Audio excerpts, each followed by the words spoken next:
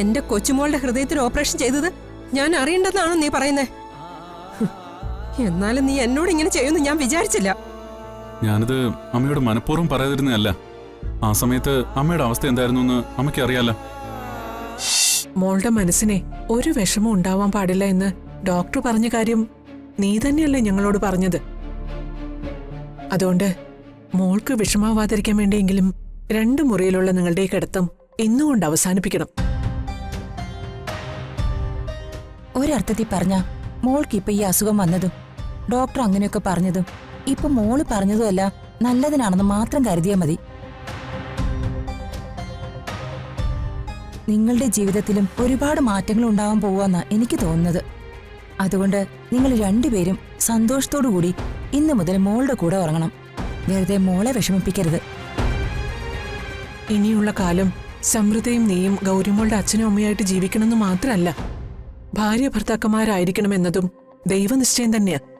അതുപോലെ തന്നെ എത്രയും പെട്ടെന്ന് ഗൗരിമോൾക്കൊരു അനിയത്തിയോ അനിയനോ കൂടി ഈ വീട്ടിൽ ഉണ്ടാവണം. അതോടുകൂടി നിങ്ങളുടെ ജീവിതം സന്തോഷകരാവും.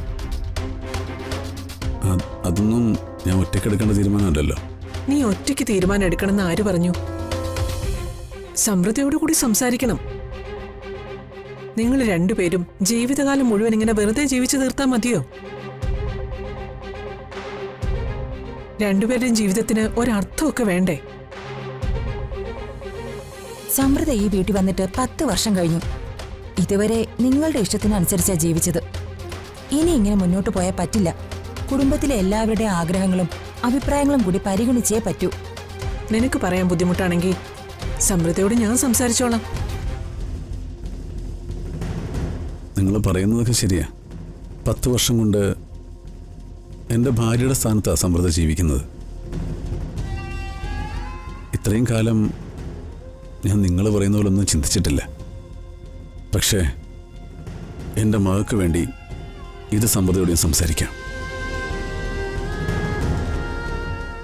എന്തു വന്നാലും സമൃദ്ധ എൻ്റെയും മോളുടെയും കൂടെ തന്നെ ഉണ്ടാവണം. ഈ കുടുംബത്തിൽ നിന്ന് സമൃദ്ധ ഇറങ്ങിപ്പോകുന്ന കാര്യം എനിക്ക് ആലോചിക്കാൻ കൂടി വയ്യ. എൻ്റെ മോളുടെ അമ്മയായി ഞങ്ങളുടെ കൂടെ അവള് വേണം. നീ എന്തൊന്നും മിണ്ടാത്തേ? ഞാൻ പറഞ്ഞത് നിനക്ക് മനസ്സിലായില്ലേ? മനസ്സിലായി.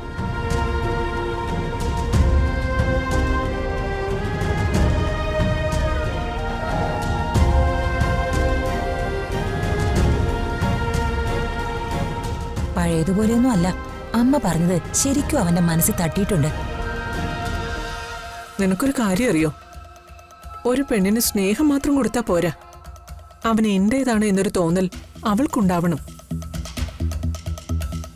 ഒരു പെണ്ണിന്റെ മേൽ ആണിലുള്ള അധികാരം എന്നത് അടിച്ചമർത്തലല്ല, ഉത്തരവാദിത്വം ഏറ്റെടുത്ത് ഉറച്ചു നിൽക്കാനുള്ള കഴിവാ. അങ്ങനെയുള്ള ആണുങ്ങളെ മാത്രമേ പെണ്ണുങ്ങൾ ബഹുമാനിക്കൂ. സമൃദ്ധിയെ ഭാര്യയാക്കി നിർത്താൻ അല്പ അവകാശവും അധികാരവും അവൻ പ്രയോഗിക്കുന്നതിൽ തെറ്റൊന്നുമില്ല. അതവൻ മനസ്സിലാക്കിയ നല്ലത്.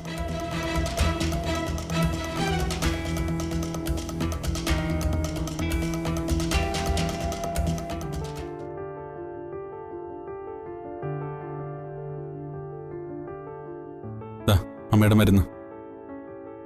എന്റെ ചാർജർ മൊബൈല് ചാർജ് തീർന്നു പോയി. ഞാനൊന്നുകൊണ്ട് കുത്തിയിടട്ടെ. നീ ഒന്ന് നിന്നേ, എനിക്കൊരു കാര്യം ചോദിക്കാനുണ്ട്. എന്താ അമ്മേ? എന്നു മുതലാ നീ എന്നോട് ഓരോന്നും മറച്ചു വെക്കാൻ തുടങ്ങിയത്? മറച്ചു വെച്ചെന്നോ? ഞാനോ? എന്ത്? ഡാ, എന്നോട് കള്ളത്തരം പറയരുതേ. അമ്മേ, ഞാനൊരു കള്ളത്തരം പറഞ്ഞിട്ടുമില്ല, ഒന്നും മറച്ചു വെച്ചിട്ടുമില്ല. എന്നിട്ടാണോ എന്റെ കൊച്ച് ഓപ്പറേഷൻ ചെയ്യാൻ ആശുപത്രി കിടന്നിട്ട് ഒരു വാക്ക് പോലും പറയാതിരുന്നേ? എടാ, ഗൗരി മോൾ ഹോസ്പിറ്റലിലാണെന്ന കാര്യം നീ എന്തുകൊണ്ടാ എന്നോട് മറച്ചു വെച്ചത്? അമ്മേ, അത് പിന്നെ വേണ്ട. എടാ, എന്റെ കൊച്ചുമോളുടെ ഹൃദയത്തിന് ഓപ്പറേഷൻ ചെയ്തത് ഞാൻ അറിയേണ്ടതാണോ നീ പറയുന്നേ?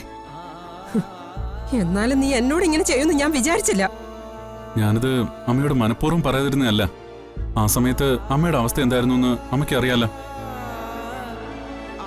അതിന്റെ കൂടെ ഇതുകൂടെ ഞാൻ അമ്മയടുത്ത് പറഞ്ഞ എന്തായി തീരുമെന്ന് പേടിച്ചിട്ടാ ഞാനൊന്നും പറയാതിരുന്നേ. ഇപ്പൊ ഇത് അമ്മ എങ്ങനെ അറിഞ്ഞു? ദൈവം അറിയിച്ചു. നീ പറഞ്ഞില്ലെങ്കിൽ ഞാൻ അറിയേണ്ടതൊക്കെ അറിയൂടാ. ആശുപത്രി കൊണ്ടുപോയതും ഓപ്പറേഷൻ ചെയ്തതും ഒന്നും നീ എന്നോട് പറഞ്ഞില്ല. ഡിസ്ചാർജ് ആയി പോയ കാര്യമെങ്കിലും നിനക്ക് എന്നോട് പറയാറുന്നില്ലേ? ആരതിമോൾ പറഞ്ഞിട്ട് വേണോ ഞാനിതൊക്കെ അറിയാൻ? ഓ, ആശുപത്രിയിൽ നിന്ന് ഡിസ്ചാർജ് ആയി അല്ലേ? അപ്പോ നീ ഇതൊന്നും അറിഞ്ഞില്ലേ? ഇല്ല, ഞാനൊന്നും അറിഞ്ഞില്ല. മോനെ, നമുക്ക് അവിടെ വരെ ഒന്ന് പോയി അവളെ ഒന്ന് കണ്ടാലോ? എനിക്ക് അവളെ ഒന്ന് കാണാഞ്ഞിട്ട് ഒരു സമാധാനവും ഇല്ല. അമ്മേ, ഇന്ന് ഡിസ്ചാർജ് ആയിട്ട് വീട്ടിലേക്ക് കൊണ്ടുപോയതല്ലേ ഉള്ളൂ. നമുക്ക് സാവധാനം പോയി കാണാം. അത് പറ്റില്ല. എനിക്ക് എന്റെ കൊച്ചുമോളെ ഇപ്പൊ തന്നെ പോയി കാണണം. അമ്മേ, ഇങ്ങനെ വാശി പിടിക്കല്ലേ. അത് വല്ലവരുടെയും വീടാ. അങ്ങോട്ട് പോയി ഗൗരിമോളെ എന്തായാലും കാണാൻ പറ്റില്ല. അതെന്താടാ?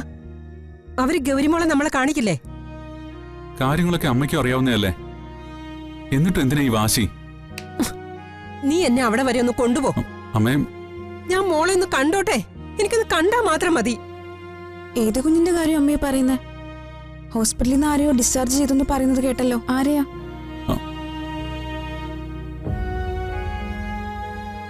എന്താ രണ്ടുപേരും കൂടെ മിണ്ടാതെ നിൽക്കുന്നേ? ആരാ ആശുപത്രി കിടക്കുന്നേ? അത് പിന്നെ ഗൗരിമോളില്ലേ, അമ്മുവിന്റെയും ഇന്ദുവിന്റെയും കൂട്ടുകാരി. ആ കുട്ടി കുറച്ച് ദിവസമായിട്ട് ഹോസ്പിറ്റലായിരുന്നു. ഹാർട്ടിനൊരു സർജറി. ഇന്ന് ആ കുട്ടിയെ ഡിസ്ചാർജ് ചെയ്തേ ഉള്ളൂ. ആ കുട്ടിയെ കാണാൻ അവിടെ വരെ പോകുന്ന കാര്യം അമ്മ പറഞ്ഞത്. അതുകൊള്ള വല്ലവരുടെയും കൊച്ചിനെ കാണാൻ പോകാനാണോ ഇവിടെ കിടന്ന് ഇത്രയും ബഹളം ഉണ്ടാക്കിയത്? പിന്നെ എങ്ങനെ സമയമുള്ളപ്പോ പോയി കണ്ടാ പോരെ? അതിന് ഞാനത് അമ്മയോട് പറഞ്ഞിട്ട് കേൾക്കണ്ടേ? മോളുടെ കൂട്ടുകാരിയല്ലേ, ഒന്ന് അവിടെ വരെ പോണ്ടേന്ന് പറഞ്ഞ് നിർബന്ധം പിടിക്കുക. പിന്നെ പോകാന്ന് പറഞ്ഞിട്ട് കേൾക്കുന്നുമില്ല. ഇനിയും നീ ഒന്ന് പറഞ്ഞ് മനസ്സിലാക്കുക.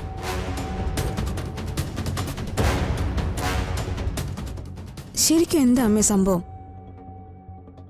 ആ കൊച്ചിന്റെ കാര്യത്തില് അമ്മ എന്തിനാ ഇത്ര വെപ്രാളപ്പെടുന്നേ? എനിക്കൊരു വെപ്രാളവും ഇല്ല. ഞാൻ പോകുന്നില്ല. പോരെ?